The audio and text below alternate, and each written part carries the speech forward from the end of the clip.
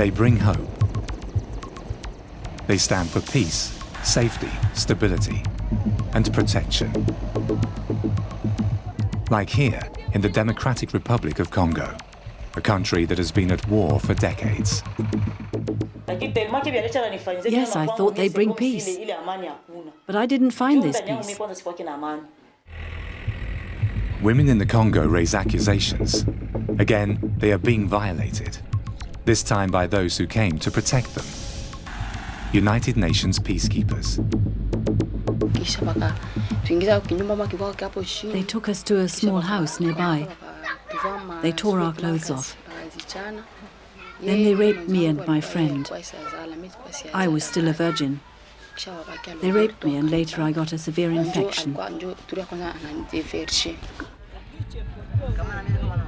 Peacekeepers as offenders. Offenders who often aren't brought to justice.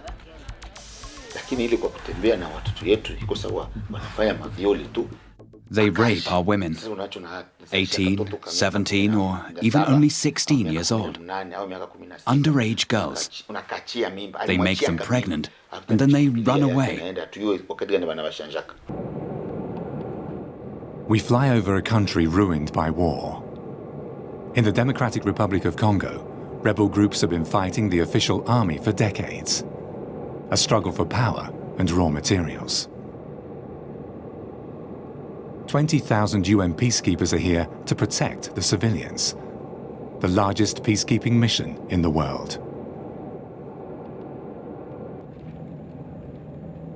But we have heard that again and again, UN peacekeepers sexually assault civilians.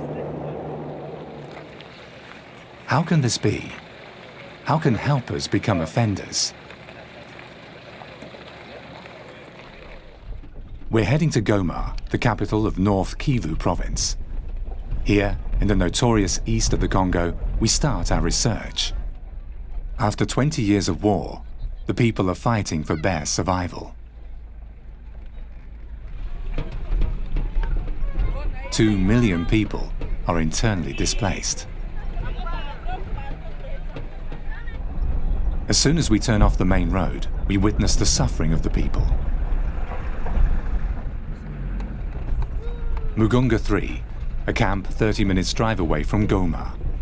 More than 10,000 refugees live here. We know that in the Congo, sexual violence has been used as a brutal weapon of war for decades. The sign at the camp's entrance warns about it. We've been told about violence by UN peacekeepers in this camp, but we don't see any UN peacekeepers around. Once we unpack our camera, we are immediately surrounded by children. No, there are other two are coming. Many of them are orphans. Their parents were brutally murdered before their eyes.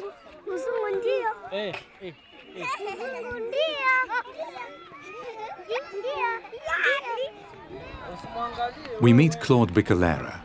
He's been a refugee for 10 years. He came to this camp 4 years ago. He acts as a spokesperson for the refugees. He talks to the authorities, listens to refugees' problems, and tries to give them hope.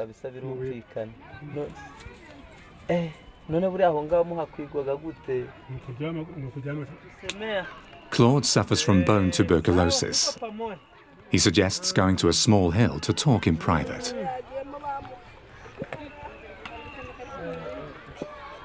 We ask him about the most pressing problems in the camp and about the perpetrators of the sexual violence we've been told about. We have many problems here. Often there isn't enough food. Sometimes it takes 3, 4, or 5 months before we get supplies. The newcomers who arrive here come with nothing. No clothes, they have nothing. But the worst thing is that they had to endure terrible atrocities. Many of them were raped by rebels. And there are many rape cases here too, in and outside the camp.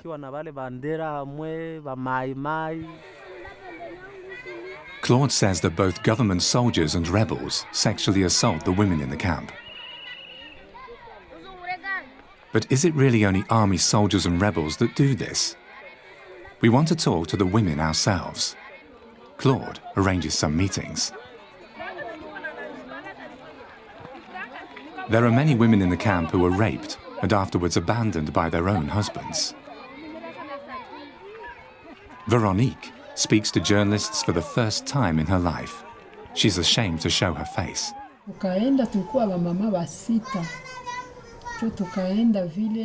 We were collecting firewood outside the camp when we met a group of 12 rebels.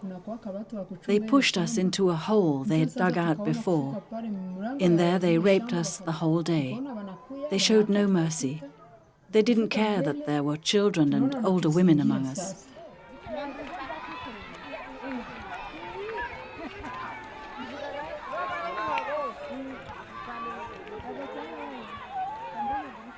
Suzanne is 16 years old. She lives in the camp with 3 younger siblings. Her father is dead, and her mother went missing. Together with 120 other refugees, she sleeps on the floor of one of these huts. Right here, a man approached her 2 weeks ago. It was 6 o'clock when a few men came into the camp. I thought they lived here too. One of them came up to me and asked me a few questions. I told them that I lived here alone with my brothers and sisters. He gave me a little money so I could buy some food. I left the camp to buy some bread. I was happy and thought that God had been good to us. But the men followed me and asked for their money back. Then they dragged me into the woods. 4 government soldiers were waiting there. They raped me for hours.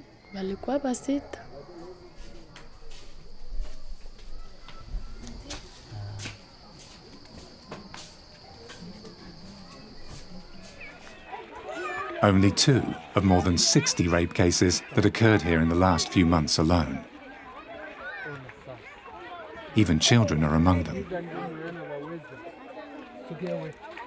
Brutal rapes, hunger, constant fear, part of everyday life in this camp.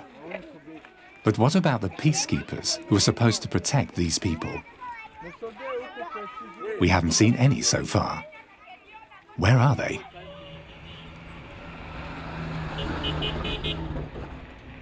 We find them positioned along the main roads. They are busy protecting the important supply lines.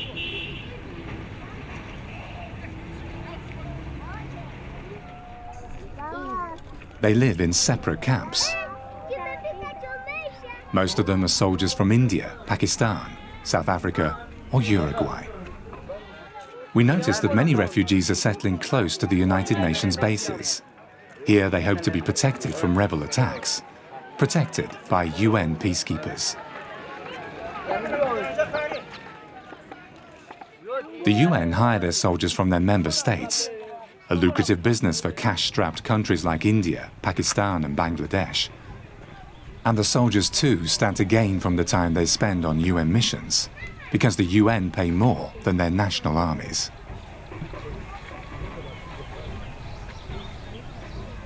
We want to know whether there have been cases of sexual assaults by peacekeepers close to UN camps.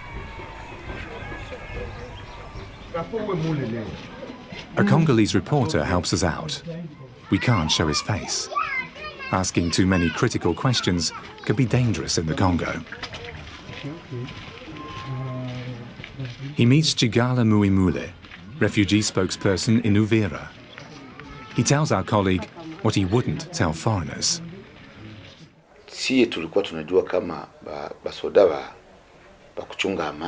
We know that they are peacekeepers. They are supposed to bring peace and quiet and protect people and their property. Of course, they're only human and have their needs. But does that give them the right to rape our women? A grave accusation. Our colleague tries to find out more. He doesn't have to go far to find women who claim to have been raped by UN soldiers, but only few of them want to talk openly. Esperance was 15 when she sought refuge near a UN camp. The UN soldier simply forced me. So what happened? First he raped me and then he gave me gifts. He said he loved me, but I was scared and didn't want to have sex with him again. Then he asked some boys to look for me. He made me pregnant, and then I never saw him again. Where is he today? He's in Pakistan. He went back to Pakistan? Yes. How do you know? He went back. They ordered him back. He went and I was pregnant. Do you know where he is exactly? No, I only know that he went back home, but I don't know where that is exactly. That was 2 years ago.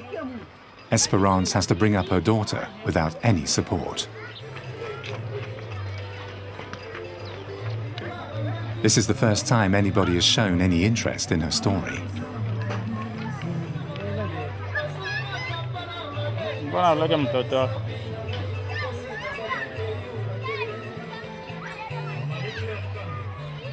The skin color of the children is a telltale sign. They stick out, and everybody around here knows who they are. Kevin lives in a small settlement right next to a UN peacekeepers camp. His father too was a UN soldier who allegedly raped his mother. He offered me biscuits, 3 biscuits. He called me over and gave them to me. But that was just a trick to get me close to him. Then he raped me. And have you seen him since the rape? No, I never saw him again. Because after that incident, I was ill for a long time and needed treatment. After that, I went looking for him, and eventually they told me he'd gone back to Uruguay. His mandate finished in 2005. That's what they told me. He went back. I know he left when I was 7 months pregnant. At first, I searched for him for 3 months without any success. His comrades told me he went to Bunia. Then they told me he went to Bukavu, Butembo, Kalemi, and so on. But I didn't give up looking for him until I was 7 months pregnant. Then I said, okay. I thanked God and laid everything in his hands. The birth was easy. I thanked God for that. You said you were 17 when you were raped. Yes, 17. Why didn't you go to court to indict this man? I was afraid. I was so young and inexperienced. I wouldn't have been able to go to court and tell everybody that I'd been raped. At first, I didn't even tell people at home. I simply said I'm pregnant. That was all. During their missions, UN peacekeepers are granted immunity. This protects them from legal prosecution in the country they are stationed in. Now that Joari's rapist has returned to his home country, the only way to bring him to justice is to prosecute him there. None of the rape victims we've been talking to are even considering this option. We drive back to Goma, the provincial capital, to talk to the UN about these rape cases. Goma, the biggest trade center of the region and base for the big aid organizations. 500,000 people live here. The UN too have their headquarters here for their peacekeeping mission in eastern Congo. Codename MONUSCO. They even have a separate department for the investigation of sexual assaults. Any act of sexual exploitation is strictly forbidden. All employees have to follow a strict code of conduct. We are told that the topic is taken very seriously. But nobody wants to talk openly about it in front of our camera.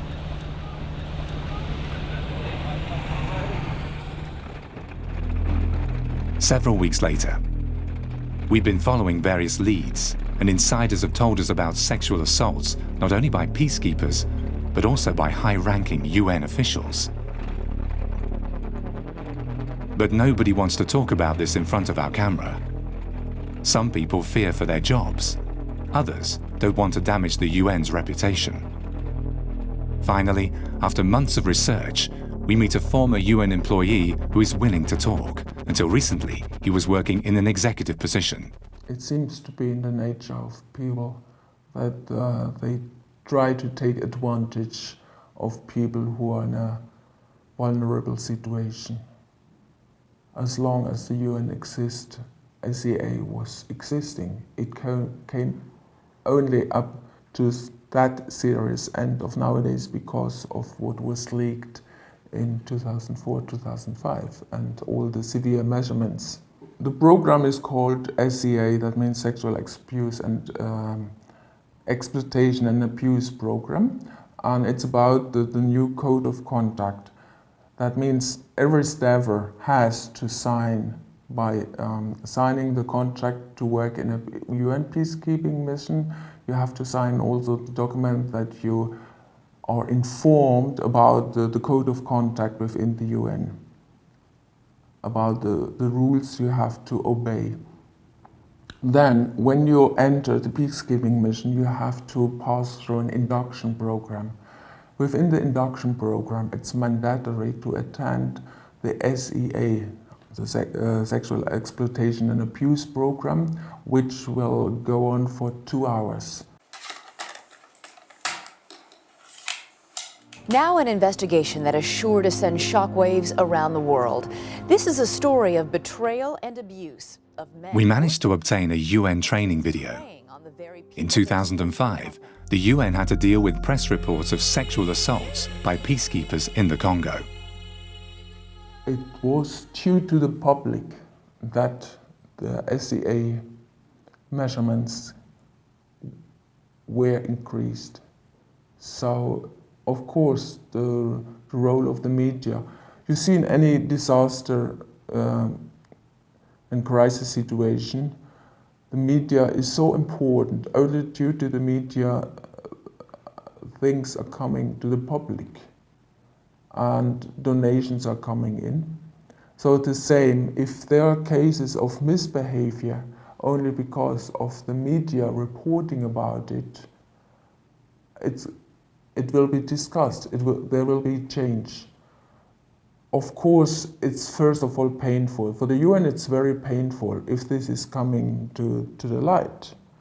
And the UN would do everything to avoid that it's coming out.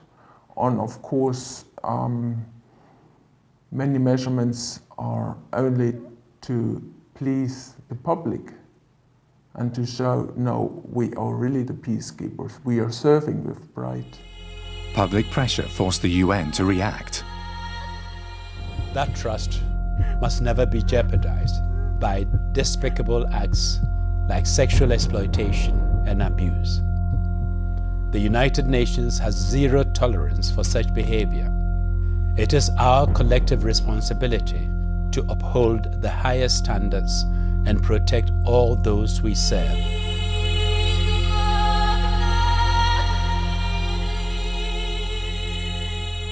To serve with pride.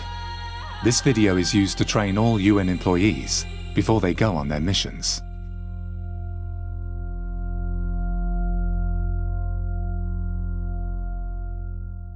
That's mandatory as well. It's a 20 minutes video. There are a couple of well-known people, UN staffers from the top, who are talking in that video. It's a very emotional video, and it really touches the staff. But nevertheless, despite this, we have people who run through this tough training and still they do SEA. Apparently, the UN takes cases of sexual exploitation and abuse very seriously. UN guidelines strictly prohibit any abuse of power against helpless victims. Officially, it's told that the quota of SEA cases are reduced very tremendously. I think it's not the case. No, I know personally cases where somebody produced a couple of UN babies in the country and a staffer in a high position, but he is a charming guy. Whenever there was an investigation, he charmed this investigation off. Or when there was in the night, he was found in a delicate situation, he could pay it off with charm or even with a bit of money. So it's still happening. There are many cases who are not yet under investigation. The UN's official statistics show a very different picture. Reports claim that in the Congo, the numbers of sexual exploitation and abuse investigations have dropped from 69 cases in 2007 to only 15 in 2012. But how many cases go unreported if the victims don't press charges?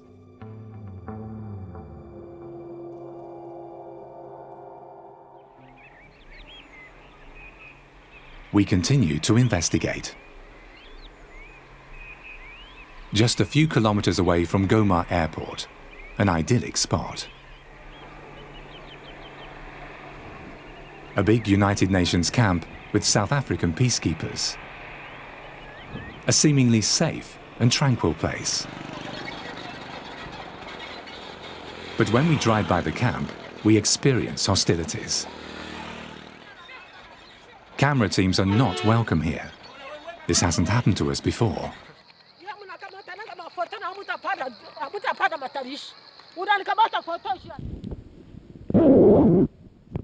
We want to find out why that is. The following morning, we equip our reporter with a hidden camera.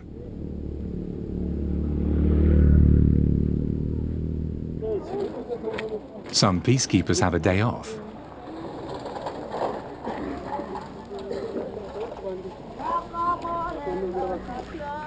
They head for a small market nearby.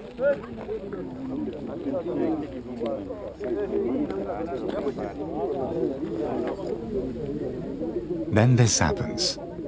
The peacekeeper in the background gives a woman some money, but doesn't buy anything.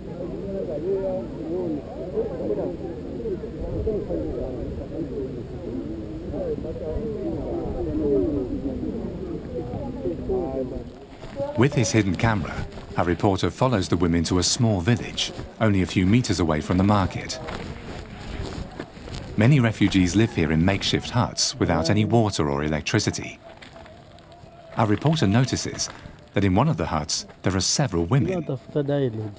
They wear bright makeup and tight jeans. And they're afraid to talk. Okay. A neighbor nearby can tell us more about the women.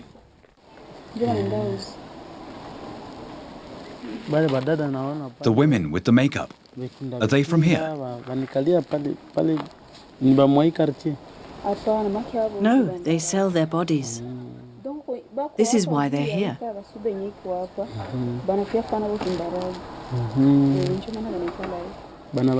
Prostitutes? Yes, prostitutes. The soldiers used to come here directly, but now the commander is very strict. Now they've found another way.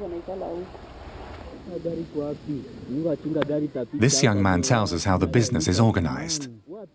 The women are here for the peacekeepers, he says. Apparently, they earn between $150 and $300 per month.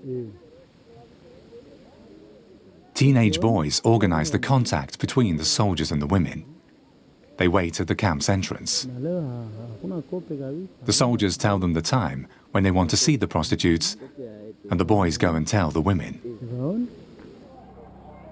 Our hidden camera captures what is happening. This is one of the women from the village. She's waiting. The messenger quickly talks to the soldiers and then goes to meet her.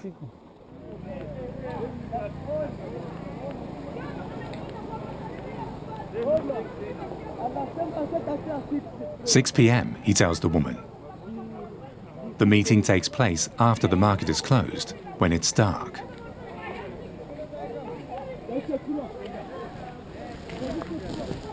well-organized prostitution right next to a United Nations camp. This contravenes all UN guidelines.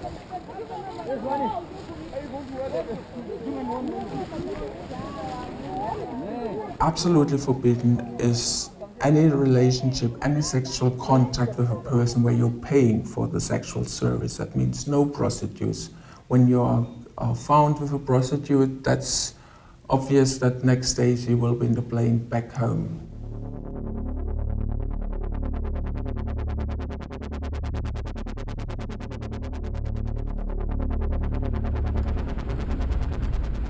For many UN employees who've been working in the Congo for years, these moral standards aren't valid anymore. The Congo changes people, says a UN employee who's been working here for more than 6 years. In the conflict zones of Africa where we work, there are no prostitutes because everyone feels justified, and probably so, in surviving. It is not an option, it is not a lifestyle. For many women that have no education, recently traumatized, trying to survive in a country with no infrastructure, no facilities, no employment.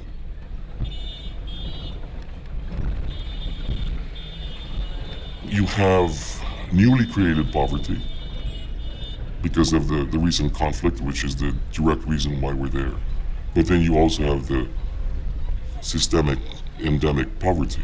So you have a culture of poverty, which means that people hustle to survive at all levels. And therefore, the morality coming from that means that almost everything is acceptable.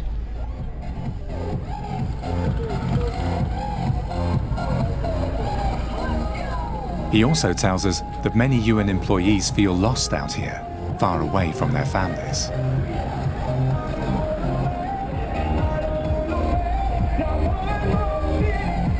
When you put that in a situation and you meet with the specific colors of need coming from poverty, there is a meshing that has many different strands. A lot of it will always be mutually beneficial.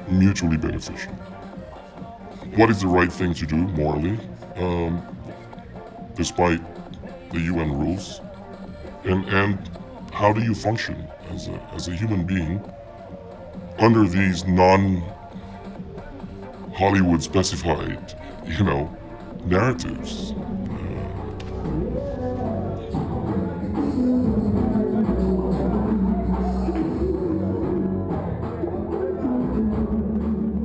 Here in the Congo, there is an open form of prostitution in bars and nightclubs, just like anywhere else in the world.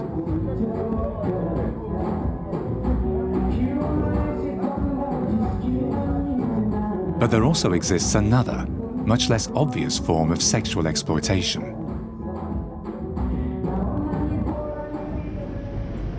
It happens here, in the more affluent areas.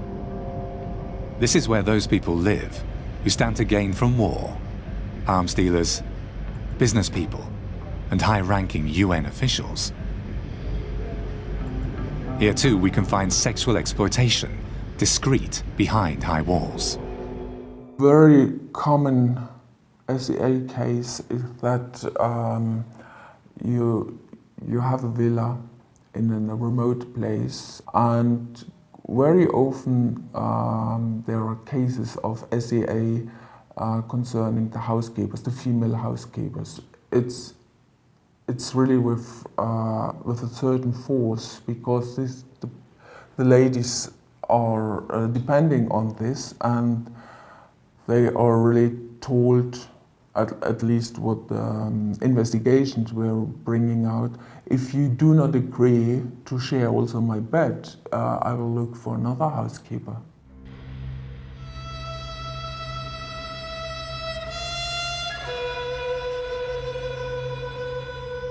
We leave Goma to travel across Lake Kivu to Bukavu.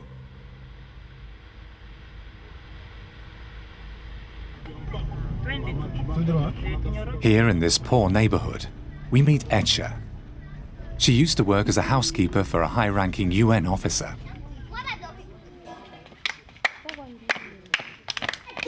Her daughter, Giovanna, is lighter-skinned than her playmates.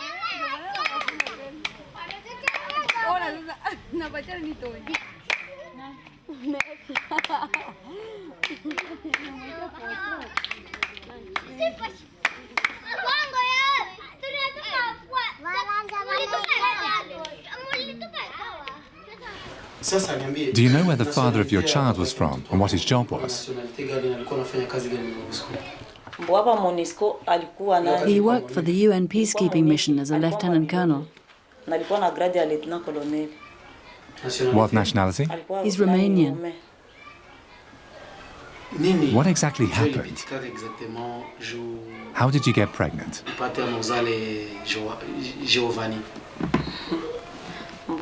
I worked for Giovanna's dad as a housekeeper. He wanted to sleep with me, but I didn't want to. Then he put pressure on me and caused problems at work. Finally, I gave in. Later, he went back to his home country and simply left me. I was pregnant. He knew that, but he just left. After Giovanna was born, I tried to find her dad. I went to the UN camp at Kalemi. They scanned photos of the baby, and I wrote him a letter. I never got an answer. When Giovanna grew up, I made another photo, scanned it, and sent him another email. It went through, but he didn't answer. Which address did you send the pictures to? I sent it to the email address that he gave me when he left me. I wrote him a message and sent him a photo. It all went through, but he simply didn't write back. When Giovanna started walking, my mother came over from Tanzania and said I should start a career. So I went to Bukavu and began studying international relations. But my life was in turmoil and I didn't finish my studies. So now I live here and look after my child.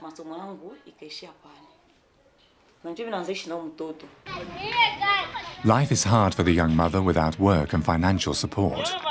Every now and then she finds some work, but this hardly covers the rent. Giovanna is often sick, but Esha doesn't have money for the medicine. She even had to sell her furniture. These chairs were given to her by her neighbors. I'm on my own when my child is sick. When I take her to the doctor, they tell me that I should go to another hospital. Often the doctor says that he doesn't want to treat her. Then they tell me to go to Bujumbura. The doctor says this is a white child that needs special doctors. But I don't have the money to go there. And I don't understand why she needs special treatment. I've already sold everything I have to pay the doctors for treating my child. She is sick very often. What kind of a life is that? Selling everything just so I can pay a doctor.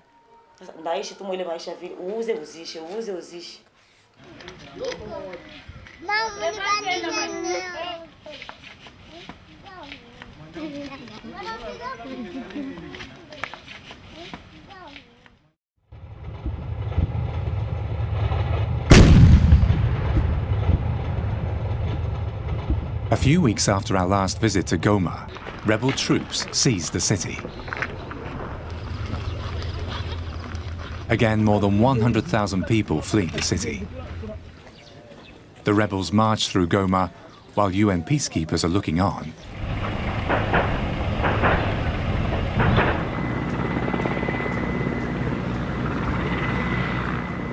The United Nations peacekeepers don't interfere. They haven't got an official mandate.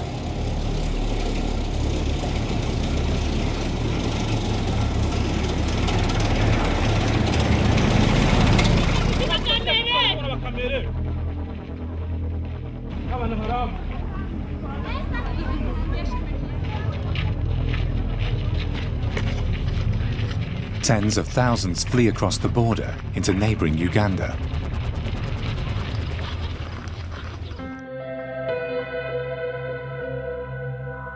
We follow the refugees. We want to see if they are safer here than in the Congo.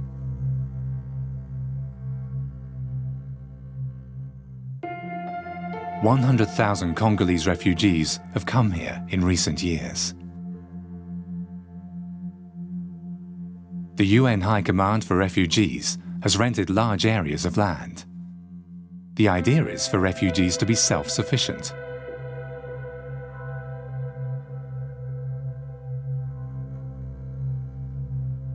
They farm bananas, corn and rice, and live in simple adobe huts, just like most of the locals. No huge refugee camps like in the Congo, but small settlements. Chaka 2 is such a model settlement, financed by the UN and run by Ugandan authorities. Unlike in the Congo, we are free to move around as we please. People have space here, and the land is fertile. To us, it looks like paradise. Social workers frequently visit the settlement. They look after those who became victims of sexual violence in the Congo. Their spokesperson is Chris Dolan. I think we can safely say that 50% of the women refugees from Congo have had an experience of sexual violence. It does tell you something about why they have become refugees, because undoubtedly the experience of sexual violence is one of the what migration people talk about as a push factor. Definitely one of the things that has made them decide to seek asylum outside their own country.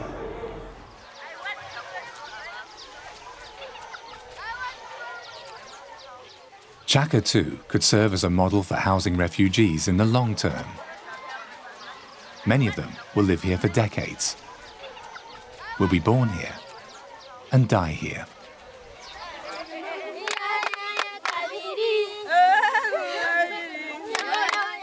But are the living conditions here really as paradise-like as they seem at first sight?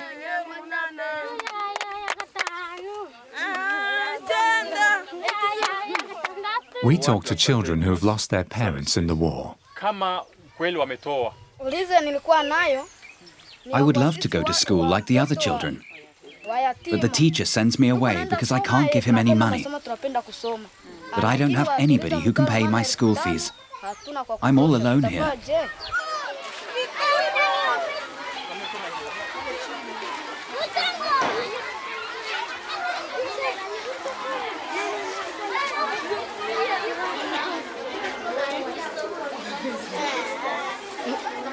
There are many problems with the education system here. The classes are overcrowded and the teachers are underpaid. Often the teachers have special tasks for their pupils.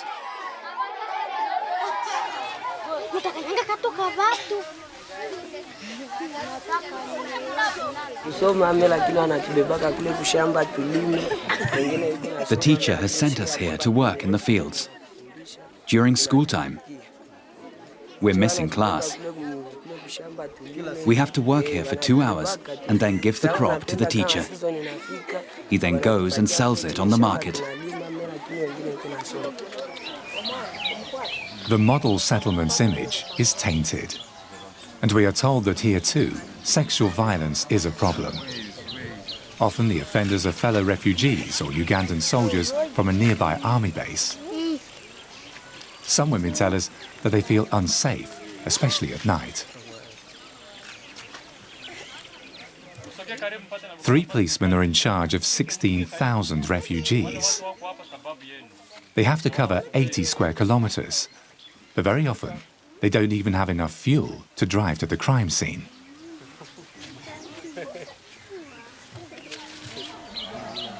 This woman says that her daughter was raped while fetching water. She was only 14 years old.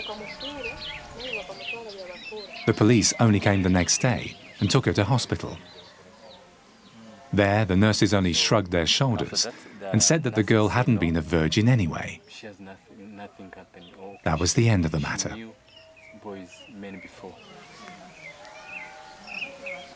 And in many respects, I think refugee camps are emblematic of the vulnerabilities to which refugees continue to be exposed.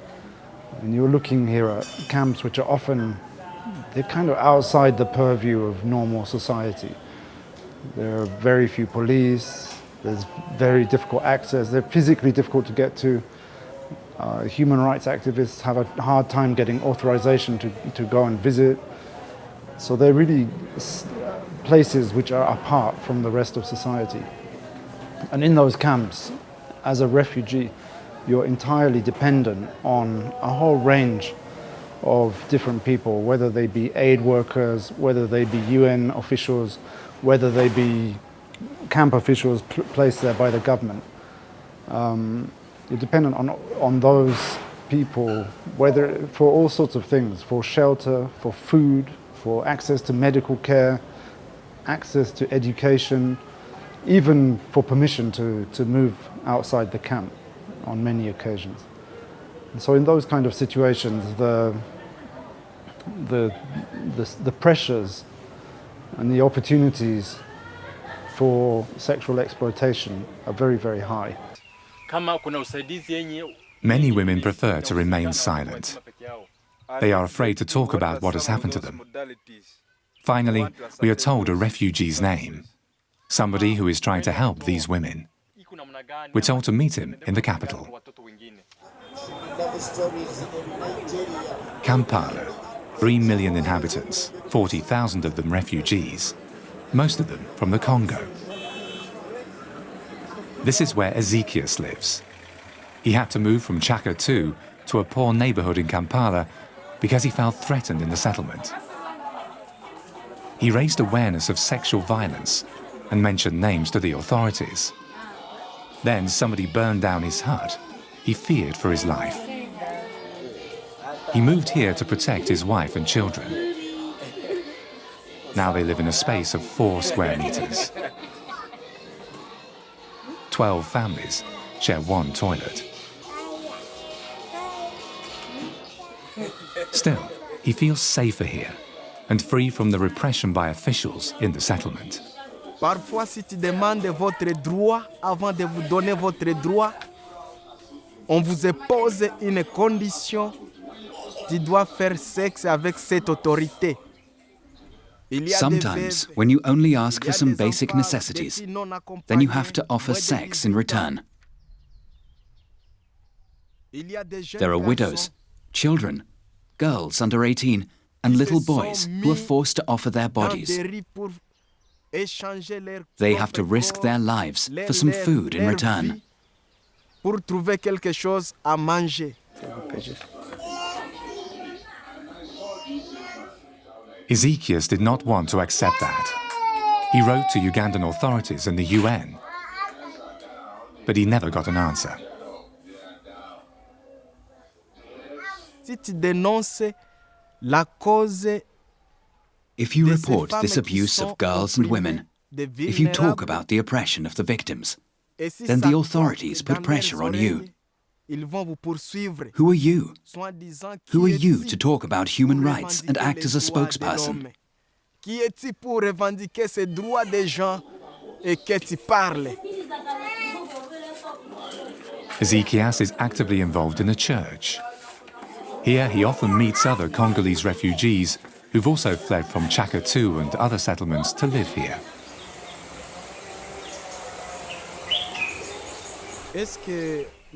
Has the UNHCR, the UN Refugee Agency, supported you?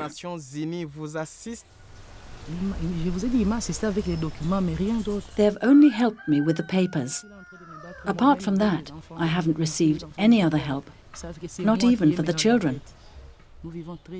Life is very hard for us. Sometimes I even have to work as a prostitute to feed the family.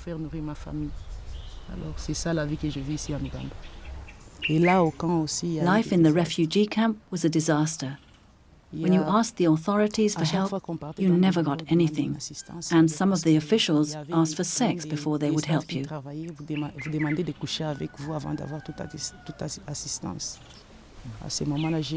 I decided to leave the camp and try to live here in Kampala. But that isn't working either. There are too many problems. The children can't go to school because I asked for support for my little sister. When I did that, they asked me to send her to the office alone. When she went there, the person in the office asked her to sleep with them. Only then they would help us. I couldn't believe it. The same thing again? It was like that in the Congo, and it's the same here.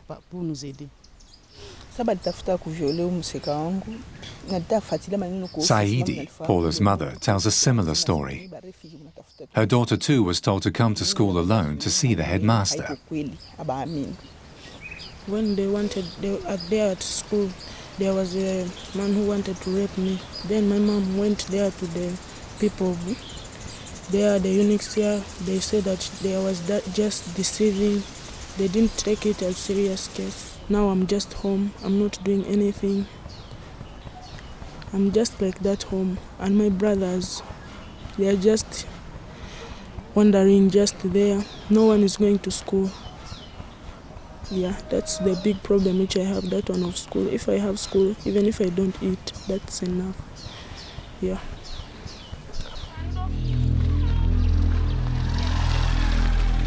So they ended up in the slums. They fled to another country, but couldn't escape the downward spiral of sexual violence, displacement, and more sexual violence. Even the children are victims. There seems to be no escape.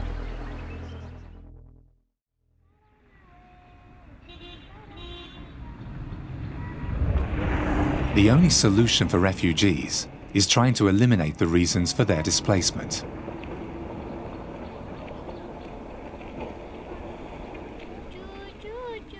For as long as there is no peace in the Congo, sexual abuse and exploitation will continue, including assaults committed by peacekeepers. The UN peacekeeping mission in the Congo started in 1999, and there is still no end to the hostilities. But there is something the UN could do right now: take care of the most vulnerable victims of the human rights violations committed by its employees. Take care of the children.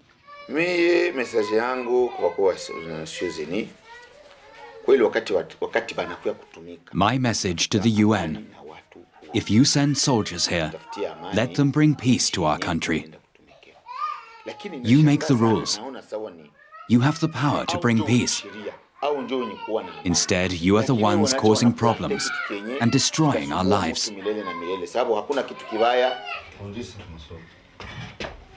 Jigali Muimuli, the refugee spokesperson we met in Uvira, knows what he's talking about.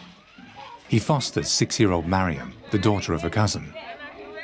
Mariam is able to go to primary school thanks to Jigali's help.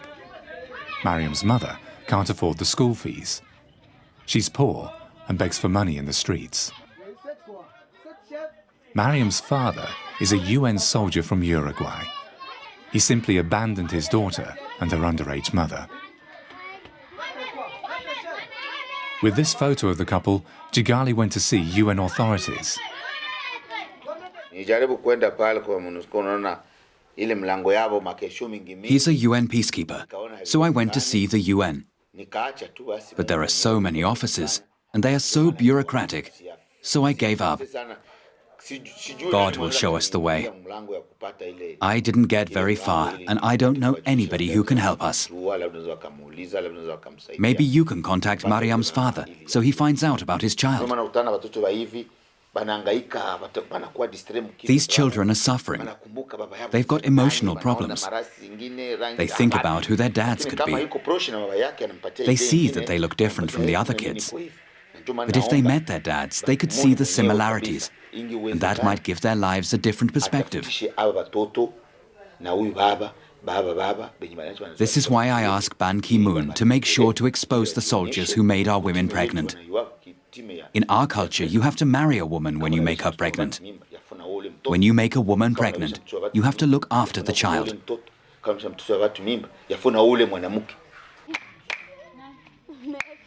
But what about Giovanna and her mother? They have nobody who supports them.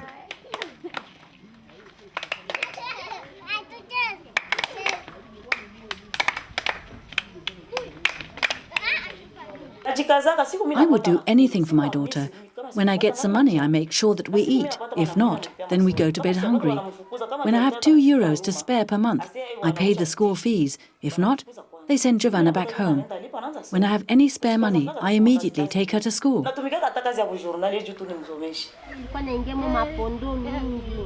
Kevin knows that his mum was hurt and that his dad has disappeared.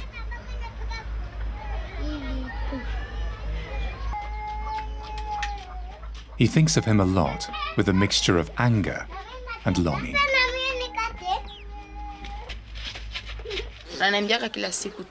Kevin tells me every day that we should go and see his dad. He tells me that if his dad was here, he would hit him. Because of him, Kevin and his mum are suffering here in the Congo.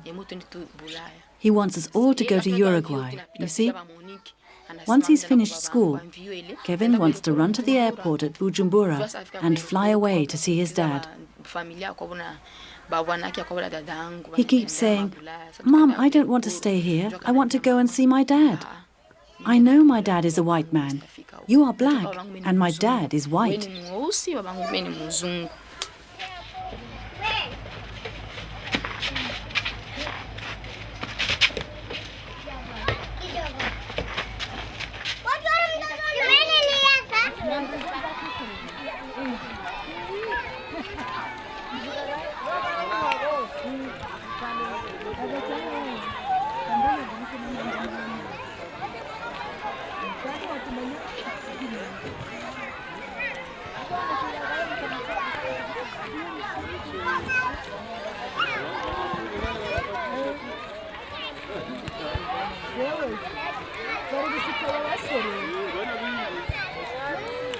Come on.